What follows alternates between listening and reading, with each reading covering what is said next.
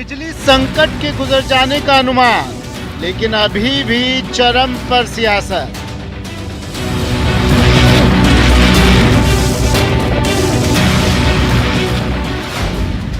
कांग्रेस कोयले की कमी के हवाले से केंद्र सरकार पर लगातार हमलावर। हमें यहाँ पे 28 रैक प्रतिदिन आवश्यकता है, लेकिन केंद्रीय रेल मंत्रालय ना तो रैक अवेलेबल करवा पा रहा है, ना ही कोल इंडिया कोयला की पूरी सप्लाई दे पा रही है। केंद्र केवल भावनाएं भड़काकर राज चलाने की जुगत में। ये केंद्र सरकार की विफलता है, असंवेदनशीलता है, क्योंकि मौसम को लेकर चुनौती मौसम विभाग ने पहले जारी की थी, इसलिए प्रचंड गर्मी को देखते हुए उन्हें पहले प्रबंध करना चाहिए था। कोयले की कमी, पेट्रोल प्रोडक्ट्स की महंगाई, इसी का नतीजा।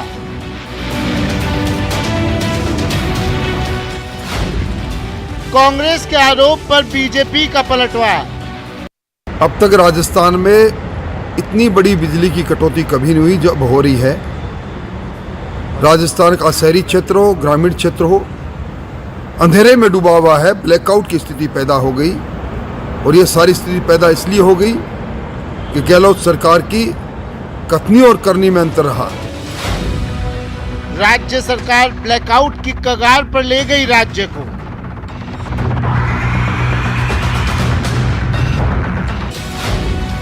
विपक्ष बार बार बजट में सरप्लस बिजली के दावों पर उठा रहा सवाल।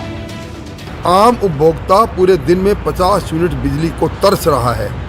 बिजली के तारों में करंट गायब हो गया है। कोयले की कमी बताने वाली सरकार इस बात को बताने में हिचक क्यों कर रही है कि आज भी 11,300 करोड़ रुपया कोयला उत्पादन कंपनियों का बकाया है, जिन्होंने सरकार को बाकायदा नोटिस दे रखा है। बिजली की कमी का मुद्दा कब तक देगा सियासत को करंट?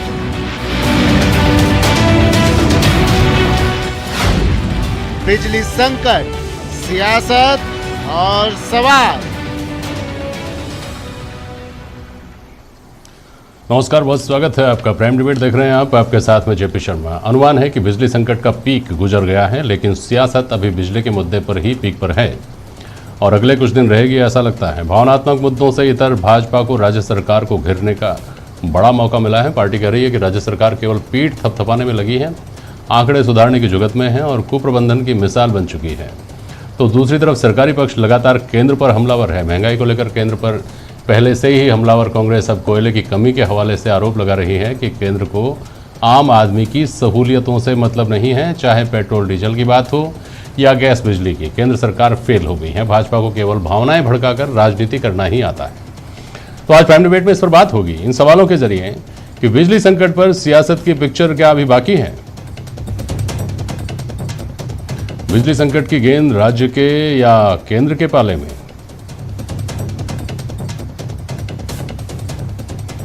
और संकट का कारण कोयले की कमी या विजन की।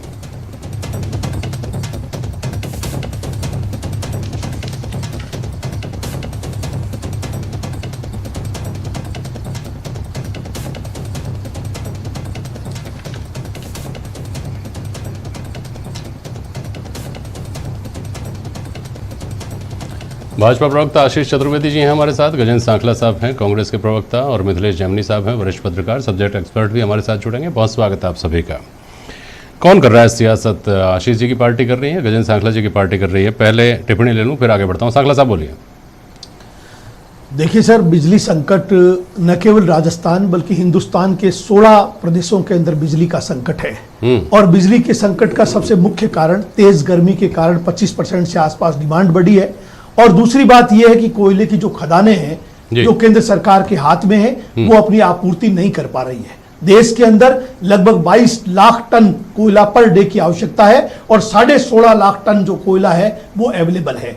हकीकत यह है, अगर आप राजस्थान की सरकार को कटघरे में खड़े करते हो तो 16 सरकारों के अंदर बीजेपी की सरकार भी है और बीजेपी के सहयोगी दलों की सरकार भी है। वहां पर राजस्थान के अंदर संभाग हेडक्वार्टर पर 1 घंटा, जिला हेडक्वार्टर पर 2 घंटे और आपके तहसील हेडक्वार्टर पर 3 घंटे की कटौती, जबकि बड़े राज्यों के अंदर 4-4 घंटे, 6-6 घंटे, 8-8 घंटे तक की कटौती देश के अलग अलग राज्यों के अंदर है। अब सवाल आता है कि भारतीय जनता पार्टी की तो केंद्र के अंदर एकमात्र सरकार है, 16 राज्यों के अंदर तकलीफ है। केंद्र की सरकार इसकी जिम्मेदारी लेने की बजाय गाये बगाए राज्य सरकार पर डाल करके पल्ला झाड़ने की कोशिश करती है। चाहे महंगाई हो, चाहे बेरोजगारी हो, चाहे भुखमरी की स्थिति हो, चाहे इन्फ्लेशन रेट गिरने की बात हो, चाहे आज आर्थिक स्थिति खराब हो, व्यापारियों की स्थिति खराब हो, तमाम ठीकरा वो या तो कांग्रेस की पूर्ववर्ती सरकारों पर या वर्तमान में जहां कांग्रेस या दूसरे विरोधी दलों की सरकार उनके ऊपर डालने की कोशिश करती है। तो आम आदमी इस बात को बारीकी से समझ रहा है, केवल ये थोपने का काम है। आशीष जी बताइए, ये कह रहे हैं कि राजस्थान में तो हालात फिर भी बेहतर हैं। आशीष जी देखिए जेपी शर्मा जी, राजस्थान का जो बिजली का संकट है वो बहुत ही भीषण है, बहुत ही अभूतपूर्व है। आप देखिए, अगर हम देश के अन्य राज्यों से तुलना करें तो राजस्थान में सर्वाधिक बिजली संकट बना हुआ है। आप देखिए जो डिमांड और सप्लाई का जो अंतर है वो 43.59 मेगावाट यूनिट का अंतर आ रहा है। आप देखिए, और ये जो संकट पैदा हुआ है ये राजस्थान सरकार का कुप्रबंधन इसके लिए जिम्मेदार है, राजस्थान सरकार का संस्थागत भ्रष्टाचार में लिप्त होना इसके लिए जिम्मेदार है, और स्थिति का सही आकलन न करने की जो क्षमता है उसमें भी सरकार कहीं ना कहीं फेल हुई है। अब मैं आपको पॉइंट बाय पॉइंट बताता हूं। आप देखिए सरकार का कुप्रबंधन कैसे जिम्मेदार है।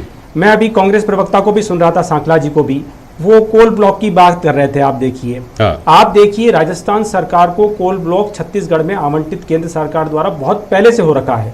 केंद्र सरकार ने सारी एनवायरमेंट क्लियरेंस इनको अक्टूबर 2021 में प्रदान कर दी है। इनको छत्तीसगढ़ सरकार से कुछ नो ऑब्जेक्शन लेना है और वहां खनन करना है, जो ये कर नहीं पा रहे हैं। इसी कारण मुख्यमंत्री 2-2 बार सोनिया गांधी जी और राहुल गांधी जी को पत्र भी लिखते हैं, वहां जाके छत्तीसगढ़ के मुख्यमंत्री से मिलते भी हैं। अब वहां भी कांग्रेसी सरकार है, यहाँ भी कांग्रेसी सरकार है। मुझे लगता है इन दोनों सरकारों के विवाद के कारण राजस्थान की जनता पिस रही है। अच्छा। संस्थागत भ्रष्टाचार की बात इसलिए हो रही है, आप देखिए 2019-20 और 2020-21 में इस सरकार ने, एक तरफ तो सरकार ये क्लेम करती है बजट अभिभाषण में, आप देखिए कि हमारे पास 10,000 मेगावाट सरप्लस बिजली है। जो राजस्थान सरकार है उसके आंकड़ों के हिसाब से यहाँ पे क्षमता 23,309 मेगावाट है, और जो अभी जो डिमांड हुई है वो जो डिमांड है वो अधिकतम 13,700 मेगावाट की। तो इसका मतलब सरकार के पास कहीं 9,000 मेगावाट की अतिरिक्त क्षमता उपलब्ध है। ऐसा होने के बावजूद भी सरकार ने इन 2 वित्तीय वर्षों में 19-20 और 20-21 में 25,000 करोड़ की बिजली खरीद की है। और तब खरीद की है जब आपको 2 रुपए 24 पैसे में बिजली मिल रही थी। आपने उसका अनुबंध तो बढ़ाया नहीं, और आप 12 से लेकर के 18 रुपए की बिजली खरीद रहे हो। अल्टीमेटली जो सारा भार है वो जनता के माथे में डाल रहे हो। आप देखिए, तीसरी बात आप देखिए, जो मैं कह रहा हूं कि सरकार स्थिति का आकलन कैसे नहीं कर पाती। आज मुख्यमंत्री बड़े बड़े विज्ञापन देते हैं, उसमें कहते हैं साहब मार्च अप्रैल में गर्मी बढ़ गई है। तो क्या मौसम का पूर्वानुमान नहीं लगाया? क्या राजस्थान में पहली बार ऐसा हुआ है कि अप्रैल इतना भीषण गर्म हुआ है? क्या इससे पहले नहीं हुआ है? ठीक है। डीपी चिरानिया जी जुड़ रहे हैं हमारे साथ, सब्जेक्ट एक्सपर्ट हैं आप, और सब जो मुद्दे आपने उठाए उस पर भी हम बात करेंगे। लेकिन चिरानिया साहब, आम आदमी को ये नहीं पता है। चिरानिया जी, आपको आवाज़ आ रही है ना मेरी? हाँ जी, आ रही है। हाँ, रिन्यूएबल एनर्जी के बारे में लोग जानते हैं कि विंड एनर्जी राजस्थान में, सोलर एनर्जी का राजस्थान में पूरा स्कोप है, और बड़ा एक प्रोपोर्शन जो है वो वहाँ से मिलता भी हमको। कोयले के संकट की वजह से बिजली की कमी, इसको थोड़ा सा समझा दीजिए। क्या कोयले की खदानें नहीं हैं? क्या उनमें से कोयला निकाला नहीं जा पा रहा है, उसको लाया नहीं जा पा रहा है, या वो जो हमारे यहाँ रेड टैप का जो सिस्टम है उसकी वजह से उलझा हुआ है? केंद्र सरकार की मंशा नहीं है राज्यों को कोयला देने की, या राज्य जो है जैसा आशीष चतुर्वेदी जी ने उठाया कि एनओसी नहीं ले पा रहे हैं छत्तीसगढ़ सरकार से? कहाँ अटक रही है कोयले की वजह से जो बिजली का संकट पैदा हुआ है? ये बात कहाँ अटकी हुई लगती है आपको? कोयला अपनी जगह एक है, तो कोयले का संकट जो है उसके पीछे के कारण देखें तो आपको कारण मिलेगा फाइनेंस का।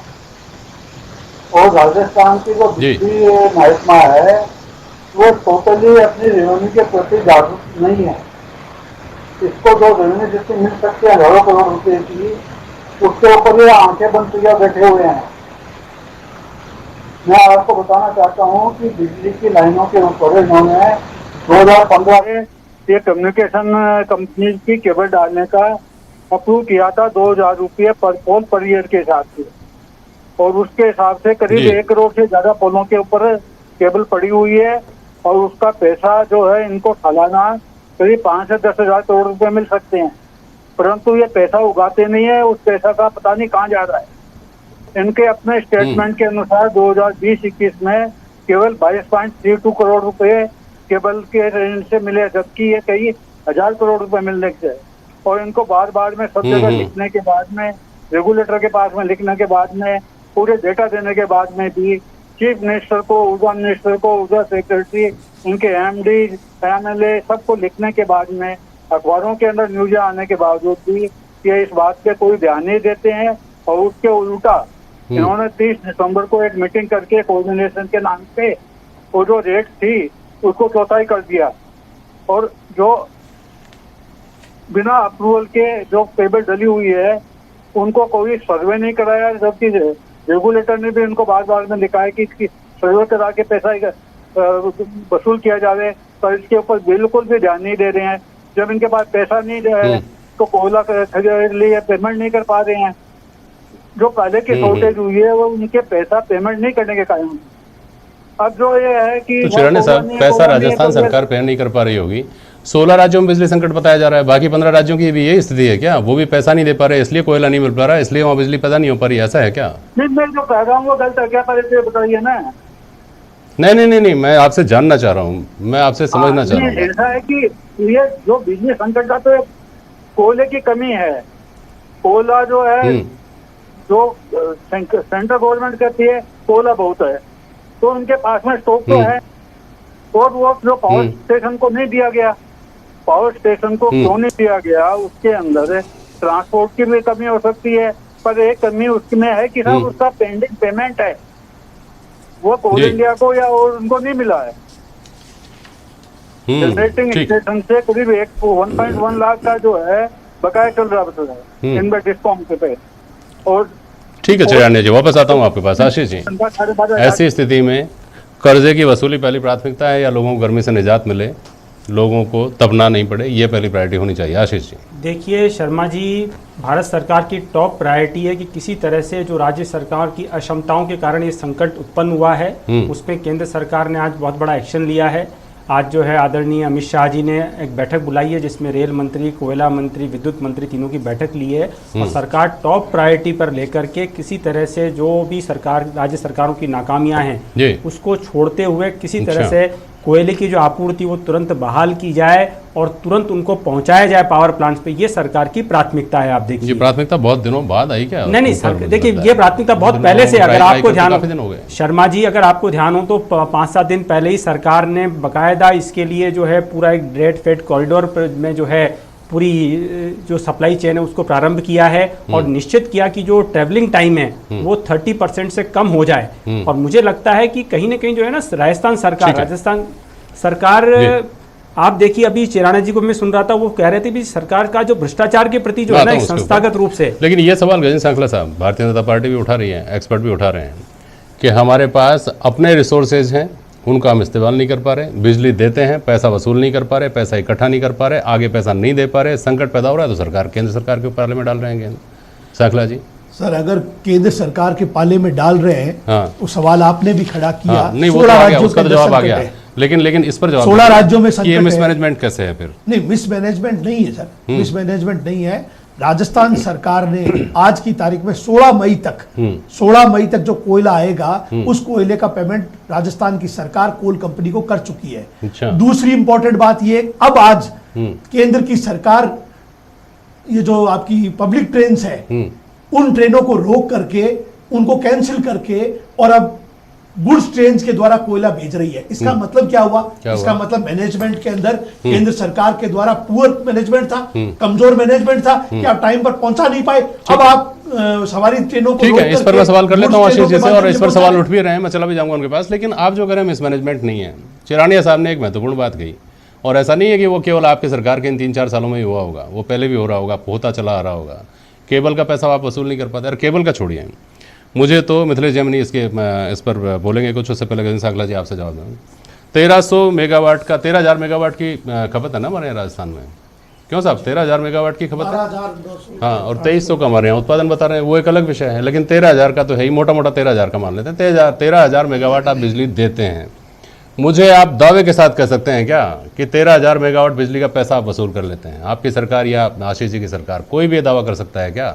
सर ये बात उसमें जो छीजत में चले जाती है ये उसको बात छोड़ तो दीजिए। बिजली विभाग भी स्वीकार उसके करता अलावा है, बिजली विभाग भी स्वीकार करता है कि तो करीब फिर- करीब 27%, 26% छीजत आती है। अरे छीजत छोड़िए भाई साहब, छीजत जो टेक्निकल कारणों से हो जाती है वो हो जाती है। उसके अलावा असली छीजत वो है मिथिलेश जैमिनी, नहीं है क्या? ये शहरों में, पॉश इलाकों में इज्जत से डरने वाले आदमियों के, जहां आपका मैसेज चला जाता है कि आपका कनेक्शन काट दिया जाएगा, बिजली का बिल जमा कराइए, आदमी दौड़कर बिजली का बिल जमा कराता है। और वो जब उसके घर पे अगर कनेक्शन काटने वाले पहुंच जाएं या उसके यहाँ चोरी हो रही है उसको अगर पकड़ लिया जाए तो आदमी शर्म से गड़ जाए जमीन में, उनको छोड़ दीजिए। बाकी फिर प्रदेश के रिमोट एरियाज में जाकर क्या हालात हैं उसका तो आपको स्वीकार करना पड़ेगा। सांकला साहब, वो परिपाटी चली आ रही है दशकों से। मिथिलेश जैमिनी, ऐसा है कि नहीं? देखिए जेपी जी, आपने बिल्कुल दुरुस्त कही है। बलजीत यादव जो बहरोड विधायक है, उन्होंने उनके बिजली चोरी का मामला हुआ जयपुर में, मानसरोवर में एक आईएएस के घर पे बिजली चोरी करती पकड़े गए। और बड़े बड़े औद्योगिक घराने, भिवाड़ी, नीमराणा, उसमें बिजली अधिकारी और राजनीतिक षड्यंत्र और साठगांठ के तहत बड़ी मात्रा में बिजली चोरी होती है। और जब से ये कंपनियां बनी हैं उसके बाद तो बिजली चोरों की पोबारा 25 हो गई है। इतनी चोरी होती है कि आप कल्पना नहीं कर सकते। कई बड़े बड़े जिनके घर में 8-8 एसी लगते हैं, बिल बहुत कम आता है। तो एक बड़ा षड्यंत्र चल रहा है इन बिजली कंपनियों को लूटने का, और उसमें राजनीतिक संरक्षण भी है। कई बार एमएलए और एमपी उनके खिलाफ हो जाते हैं। लेकिन जो वर्तमान बिजली संकट है उसको आज क्यों तूल दिया गया, ये इंपॉर्टेंट चीज है। क्योंकि कल राजस्थान का सबसे बड़ा सावा अक्षय तृतीया है, ईद है, और गांवों में बुरी तरह से सरकार को गाली निकाला जा रहा है कि हमारे घर में पानी नहीं है, बिजली नहीं है। आज सरकार ने उस डैमेज कंट्रोल के तहत विज्ञापन भी दिया है। प्रचंड गर्मी, मैं गांव से आता हूं, मैं गांव जाके आया हूं, हालात बहुत ज़्यादा नाजुक है। जिनके घरों में शादियां हैं वहाँ मिठाई बनाने के लिए पानी नहीं आ रहा है, और बिजली नहीं आने से नलकूप नहीं चल रहे हैं। जो तमाम हालात हैं, ऐसे विकट हालात राजस्थान में कोरोना के लंबे कार्यकाल के बाद 2 साल के बाद पहली बार गांव में एक अच्छा माहौल बना था, ब्याह शादी करनी आका तीज पर, वो हालात इस बिजली ने और पानी ने बिगाड़ दिया है। तो पूरी तरह अब सियासतदारों को क्या चाहिए, चाहे बीजेपी हो चाहे कांग्रेस, उन्हें अपना दामन, यानी जब हमाम में दोनों नंगे हैं लेकिन जब रोम जल रहा था तो नीरो बंसी बजा रहा था, वैसे ही हालात है। राजस्थान के गांव गांव में अंधेरा है, पीने का पानी नहीं है। कांग्रेस अपनी सियासत कर रही है, बीजेपी अपनी सियासत कर रही है। उसी जनता को कोई मतलब नहीं कि हमने कोयला दिया नहीं दिया केंद्र सरकार ने। आपने क्या किया, आपको वोट दिए, 25 एमपी दिए। उस राजस्थानी का क्या दोष है जो इस 47 डिग्री टेम्परेचर में अपने घर में पंखा नहीं चला पा रहा है, अपने घर पे रिश्तेदार आ रहे हैं उनको पंखे में नहीं बिठा पा रहा, तमाम चीजें उसकी खराब हो रही है। मिठाइयों में वो बेचारा मावा ले जा रहा है तो परेशान है। आज आप सर्वे करा के देख लीजिए कि गांव के हालात इतने खराब हैं, और 15 मई को फिर पीपल पूर्णिमा का सावा है। उन बिचारों का क्या दोष है जो तपती धूप में अन्नदाता पैदा कर रहा है। आप अपनी राजनीति करिए, बिजली पानी को तो छोड़ दीजिए, इस पे तो सियासत मत करिए, इस पे तो नेक दिली से काम करिए, इस पे तो जनता की भलाई की सोच लीजिए, तो आपको दुआएं मिलेगी। कल अशोक गहलोत जी का जन्मदिन है, वो जन्मदिन पर यही घोषणा कर दे कि पीपल पूर्णिमा तक या अक्षय तृतीया को पूरे दिन बिजली मिलेगी, तो राजस्थान की जनता उनको दुआएं देगी। ठीक है, आशीष चतुर्वेदी काफी देर से कुछ कहना चाह रहे हैं। आशीष जी बोलिए। देखिए शर्मा जी, मैं कहना चाह रहा हूं कि अभी बात कर रहे थे कि सरकार पैसा वसूल नहीं कर पा रही है। आपको अभी हाल ही में घटित जो बाड़ी में जो एक प्रकरण हुआ उसका ध्यान होगा, किस तरह से जो विधायक है वो एक दलित इंजीनियर को धमकाता है, उसकी पिटाई करता है, उसकी 6 हड्डियां तोड़ता है, और उसको बोलता है फोन पे जाकर के कि तेरी हिम्मत कैसे हुई ठाकरों के गांव की बिजली काटने की। आप देखिए, तो मुझे लगता है जब इस तरह का राजनीतिक संरक्षण मिलेगा और सरकार द्वारा कोई कार्रवाई नहीं की जाएगी तो आप देखिए कि विद्युत कर्मियों का भी मनोबल टूटता है। आप देखिए, और जिस तरह से सरकार जो है ना, जो तुष्टिकरण की नीति करती है कि साहब एक नोटिफिकेशन जारी करती है कि साहब जो रमजान के महीने में जो बिजली ना काटी जाए, और वहीं जो है सरकार जो हिंदू त्योहार है नवरात्रा उसकी चिंता नहीं करती है। तो ये तमाम ऐसे कारण है जो सरकार की नाकामी और अकर्मण्यता को दर्शाता है। आप देखिए, विजनरी फेल्योर की बात आप कर रहे थे अभी, कांग्रेस ये कर रही है कि आपका विजन कहाँ चला गया, आपके तो 25 सांसद हैं, आपके लोग नहीं उठा सकते, आपको पता नहीं है राजस्थान में किस तरह गर्मी पड़ती है, क्या हालात होंगे, उसको लेकर के आप सजग नहीं हो सकते? देखिए एक मिनट मैं आपको बताता हूँ। देखिए शर्मा जी, आज मुख्यमंत्री जी ने कहा है कि मार्च अप्रैल में भीषण गर्मी पड़ रही है। अभी 23 अप्रैल की बात है, जो प्रमुख शासन सचिव भास्कर सामंत जी, उन्होंने बाकायदा एक डेटा प्रेस रिलीज निकाली, उसमें ये क्लेम किया कि लास्ट ईयर अप्रैल में 11,500 तक अधिकतर मेगावाट की जो है अधिकतम डिमांड थी। आप देखिए वो इस साल बढ़कर के 13,700 हो गई है। उसका कारण भी स्पष्ट है। पिछले साल शर्मा जी अगर आपको ध्यान हो तो अप्रैल में कोविड की दूसरी लहर का पीक चल रहा था राजस्थान के अंदर। संक्षेप में, हाँ। तमाम शादियों के अंदर बैन लगा हुआ था कि 50 से अधिक लोग इसमें शामिल नहीं हो पाएंगे, कोई सामाजिक फंक्शन नहीं हो रहा था, राजनीतिक फंक्शन नहीं हो रहा था, स्कूल कॉलेज सारे बंद पड़े हुए थे। हाँ। तो मुझे लगता है सरकार को आकलन वही कर लेना चाहिए था कि अगर पिछले साल ही डिमांड हमारी 11,500 हो गई थी, तो इस साल जब सब कुछ ओपन है तो निश्चित रूप से डिमांड में इतनी वृद्धि तो है, वो होनी ही थी। तो मुझे लगता है सरकार एक सवाल का जवाब दे दीजिए सांखला साहब, ठीक है विफल रही है। एक सवाल का जवाब दे दीजिए सांखला साहब, जो बार बार भाजपा उठाती है, भाई आप तो 2300 मेगावाट 23,000 मेगावाट में सक्षम आदमी थे ना, सक्षम सरकार थी, हमारा सिस्टम सक्षम था 23,000 मेगावाट पैदा करने में, 13,000 में ही कैसे परेशानी हो रही है सांखला साहब? सर परेशानी इसीलिए तो हो रही है कि जो यूनिटें हैं वो यूनिटें कोयले के अभाव में बंद पड़ी है।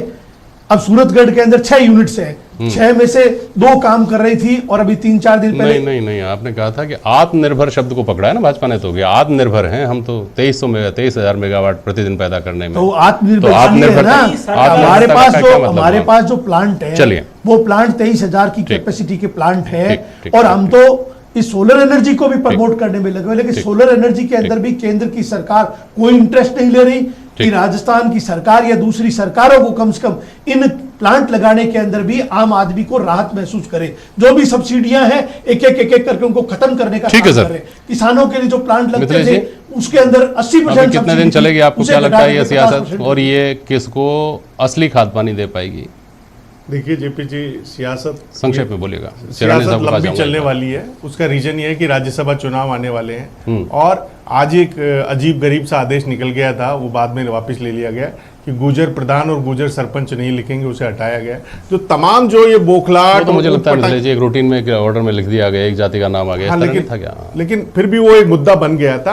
लेकिन ये जो बिजली वाला संकट है, क्योंकि आम आदमी को टच करने वाला है, इसमें सबसे इंपॉर्टेंट चीज है कि अब जनता को खुद को जागरूक होना होगा। जितनी जरूरत है उतनी बिजली जलाएं, एक एसी चलाएं, एक कमरे में सोए। जो बरसों पुरानी परंपरा थी उसको अपनाना पड़ेगा, क्योंकि प्रकृति लौट के आती है, और ये बिजली का संकट जो बढ़ रहा है उसको रोकने का एक उपाय कि हम बिजली बचाएं, उत्पादन वही बिजली का उत्पादन है। बिल्कुल।